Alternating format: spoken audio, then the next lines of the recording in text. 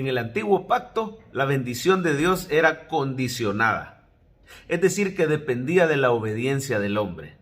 Por ejemplo, en el capítulo 7 de segundo libro de Crónicas, claramente vemos que Dios habla con Salomón. Dios establece su pacto con él. Esto sobre la base del antiguo pacto. Oigan las palabras que Dios le dijo a Salomón. Son palabras de bendición condicionada. Le dice: si tú anduvieres delante de mí como anduvo David tu padre, e hicieres todas las cosas que yo te he mandado, y guardares mis estatutos y mis decretos, yo confirmaré el trono de tu reino, como pacté con David tu padre, diciendo: no te faltará varón que gobierne en Israel.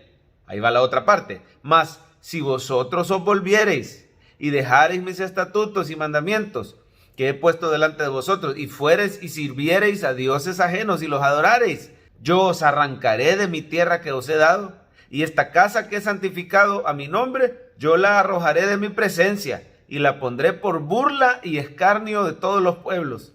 Y esta casa que es tan excelsa, está hablando del templo, será espanto a todo el que pasare y dirá: ¿por qué ha hecho así Jehová a esta tierra y a esta casa? Y se responderá: por cuanto dejaron a Jehová, Dios de sus padres, que los sacó de la tierra de Egipto, y han abrazado dioses ajenos. Claramente se ve que la base del antiguo pacto es una base de bendición condicionada. Es una bendición que viene si somos obedientes, si cumplimos ciertas condiciones. Y nos preguntamos, ¿cómo le habrá ido al pueblo de Israel? Bueno, si Salomón al ratito ya se estaba desviando su corazón en pos de otros dioses.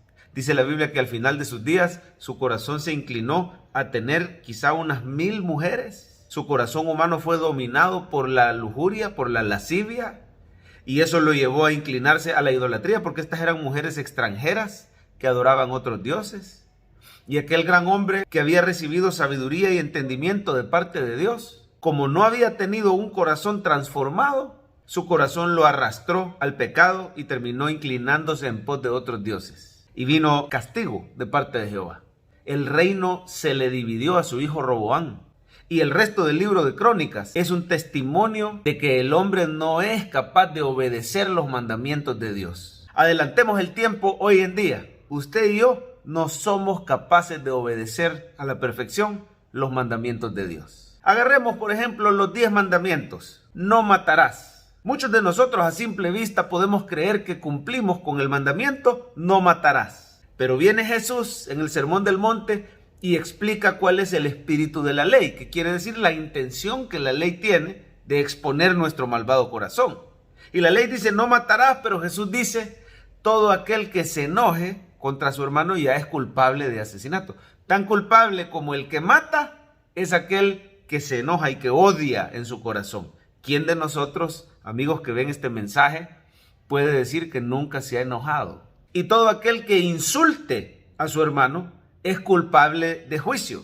De manera que ninguno de nosotros puede decir yo obedezco la ley, yo merezco la bendición de Dios. Tomemos por ejemplo, no cometerás adulterio.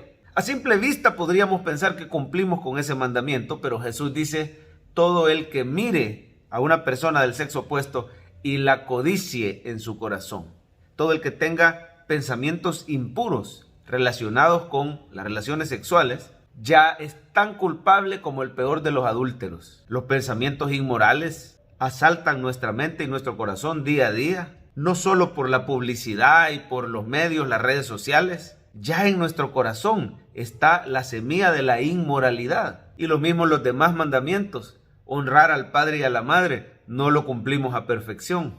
No codiciar los bienes del prójimo. No hurtar. No mentir, no dar falso testimonio, no inclinarse ante dioses ajenos. La verdad es que usted y yo no merecemos la bendición de Dios. Y el problema es que al no obedecer la ley, no solo nos perdemos de la bendición. La Biblia es clara y dice que hay maldición sobre la vida de aquel que no obedece los mandamientos de Dios. ¿Cómo se resuelve esta situación? Si la bendición de Dios es condicionada a la obediencia a los mandamientos y al no obedecer los mandamientos hay maldición sobre nuestra vida, ¿quién podrá ser salvo? Bueno, recuerden que lo que es imposible para los hombres es posible para Dios. La respuesta está en el Hijo de Dios, nuestro Señor Jesucristo.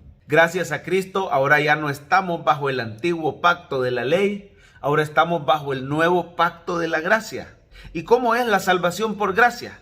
La salvación por gracia significa que gracias a la obediencia de Cristo, gracias a que Cristo sí obedeció la ley a perfección y dio su vida en una cruz para pagar por nuestra desobediencia, ahora por fe en Jesucristo usted y yo podemos ser salvos. Ahora por creer en Jesús la maldición es quitada de nuestra vida porque Él la llevó en la cruz. Y la bendición del justo viene sobre nuestra vida por gracia de Dios por medio de la fe. Así que en el nuevo pacto la bendición de Dios sigue dependiendo de la obediencia, pero no de nuestra obediencia, sino de la obediencia de Cristo. Usted y yo somos bendecidos y no hay maldición sobre nuestra vida, porque Cristo fue obediente hasta la muerte y muerte de cruz. Por la obediencia de Cristo, por la justicia perfecta del Señor, usted y yo podemos recibir las bendiciones que no merecemos. Cada vez que usted lea la Biblia en el Antiguo Testamento, acuérdese que ellos estaban bajo el antiguo pacto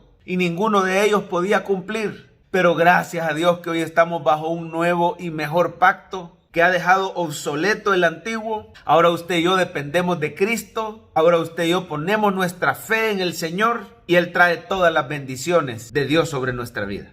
Bueno, dicen algunos, ¿acaso eso significa que entonces ya no importa cómo viva? Yo puedo vivir en total desobediencia. Al fin y al cabo, yo dependo de la obediencia de Cristo, dicen algunos.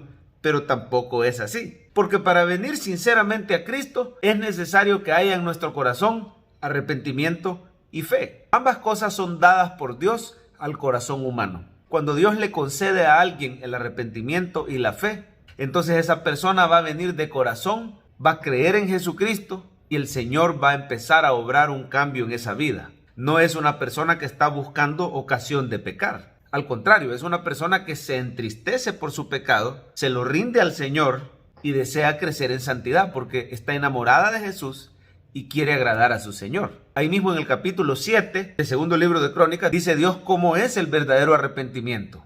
Dice, si se humillare mi pueblo, sobre el cual mi nombre es invocado, y oraren y buscaren mi rostro y se volvieren de sus malos caminos. Esa es la esencia del arrepentimiento. Es un dolor emocional, es un reconocimiento mental y es una decisión de la voluntad de darle la espalda al mundo, darle la espalda al pecado y correr a Cristo. Es pedir un perdón sincero al Señor, reconociendo que hemos fallado.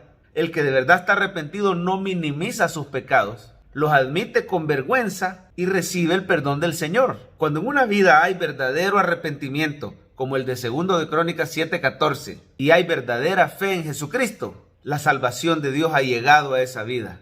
Y ya no dependemos de nuestra obediencia. Nuestra obediencia siempre va a ser imperfecta. Dependemos de la obediencia perfecta de Cristo. ¿Cómo se aplica esta palabra? En primer lugar, no tema maldiciones sobre su vida.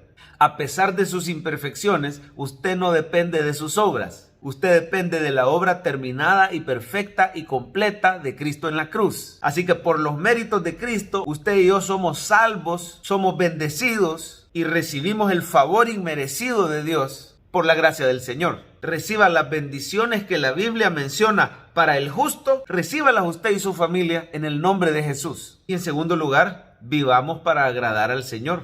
No tomemos la gracia como una excusa para vivir en pecado. Entendamos que la gracia de Dios es poder para vivir para el Señor. Rindámosle esas áreas de nuestra vida que todavía están en desobediencia. No nos acomodemos al pecado. Recibamos no solo el perdón de Dios, sino también el poder para nuestra transformación. Él dice, acérquense confiadamente al trono de la gracia y ahí van a alcanzar misericordia y gracia para el oportuno socorro. El Señor no solo te quiere librar de la culpa del pecado, sino también del poder del pecado. Y cuando Cristo venga va a haber un momento que vamos a ser librados de la presencia del pecado. Pero mientras tanto el pecado no se enseñoreará de nosotros porque no estamos bajo la ley, estamos bajo la gracia. Así que resumiendo, bajo la ley el pecado dominaba al hombre, nadie la podía cumplir. Había maldición sobre nuestra vida, pero gracias a Cristo, la gracia de Dios llegó a nuestra vida. Nos dio un nuevo corazón. Pusimos nuestra fe en Jesús y ahora dependemos de la obediencia del Señor. Alabemos para siempre el nombre del Señor.